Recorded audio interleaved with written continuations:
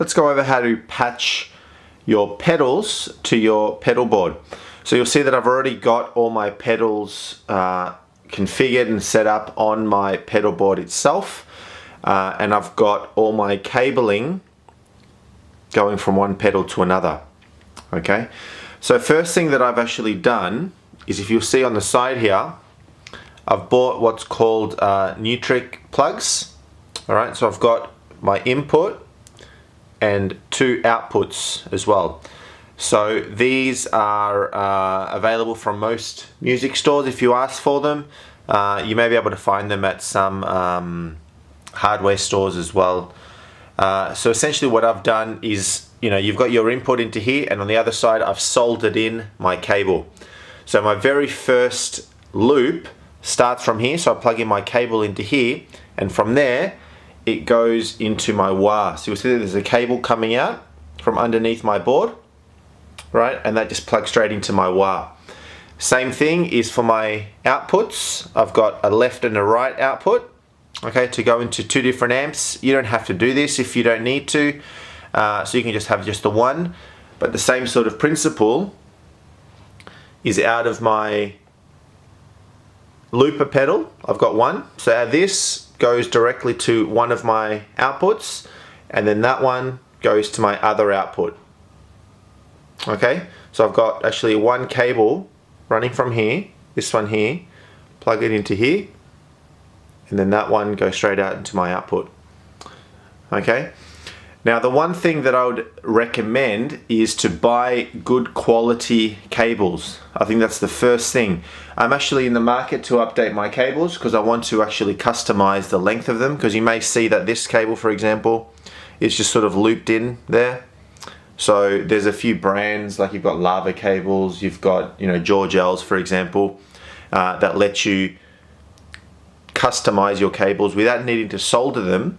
Actually customize them, cut them to size, and do what you need to do. So the first thing that I, as I said, recommend is to buy good quality patch cables. That's the one thing that a lot of guitarists fail to do. They just go and buy those cheap, yellow, red, blue cables, those little patch cables that cost like $1 or $2 each from the music store, and think that that will do.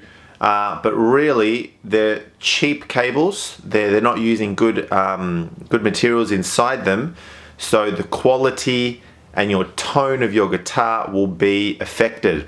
So the one thing that I recommend is buy good quality cables. I'm running Hoser cables, which for me do the trick, right? But as I said, I am looking at updating to better ones for now. So let's go over how to patch these pedals together. Very straightforward. What you need to do is you can get yourself a daisy chain cable, right, to patch them together, and also some patch cables to go from your inputs to your outputs of your pedals. Now what you'll find is these pedals under my Velcro here, you can also see that you can put a 9-volt battery in them as well. But for this exercise, we're just going to use the power that comes with them. So very straightforward. I've got 3 pedals here. All right, my looper, a micro amp, and a tuner as well. So you can have other pedals. You can have your distortion pedals. You can have your delays, etc. And the principle is the same. Working at the order is also important. So we're not going to go over that in this video, but that's something that you need to consider, what order you're going to put your pedals in. So firstly, let's run our guitar. All right, so you're going to have your guitar going into here, into your input, and it'll just go like so. Okay, make sure that your input is the ones on the right, your outputs are generally the ones on your left. So patching them together is as easy as just grabbing your patch cable into the output and then into your input, like so. Okay, straightforward. And then we do the other one. Okay, that doesn't work too well. There you go. So that's the pedals all patched together. I'd recommend getting good quality patch cables as well, because what you'll find is a lot of people go and buy the cheap $1 or $2 patch cables, and then they realize that all their tone has been stripped away, and that's generally why. So getting good quality cables or getting them done yourself is always a recommended thing. Next, you want to power your pedals. All right, Now, depending on how you want to do this, as I said, you can do your 9-volt batteries, or you can just power them all together. If you've got a brick, like a power brick, or if you've got something like a 1-spot power adapter, you can daisy chain them all together. So I've just got a daisy chain cable here, and I'm just powering in here, powering in here, and powering in here. Okay, I've also got these caps for the ones that aren't in use. Okay, so we'll leave those in there because they're not in use. And then you just got your input for your power that goes into there. That's pretty straightforward. It is a little bit of a messy setup what I've just done here, but you would have seen from the video of my board that I have neatened it up by putting the cables underneath to sort of make it look a bit better. Also, you'll see that the Velcro on the bottom is something that I'd recommend. Good quality Velcro to stick the pedals on really well. They won't be moving as well. So, all right, so you've just seen how we patch that. So let's do it on the actual board itself. So I've got my tuner. Now I've actually got my my volume pedal here, and I've got a tuner out on the back. So I actually have my tuner out of my loop. It's just an export from here going in straight into my tuner. All right, so patch into the side here, and then I've got my power as well. All right, so that 9-volt going into the side.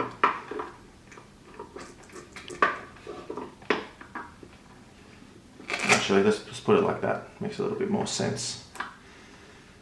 All right, so that's my tuner. Next, we've got the micro amp. Again, I've got my input, my output, and my power already running through. So input goes on there. I've got the power just there as well. And that goes in there, like so. Okay. And then lastly, my looper. So that's going from my output. That's last on my chain as I'm running stereo. That's the last pedal on my chain. And then we go in the input in here. And the power on the side. All right. If I can get that to sort of work. Hang on, let's try it like that. All right, so that's that.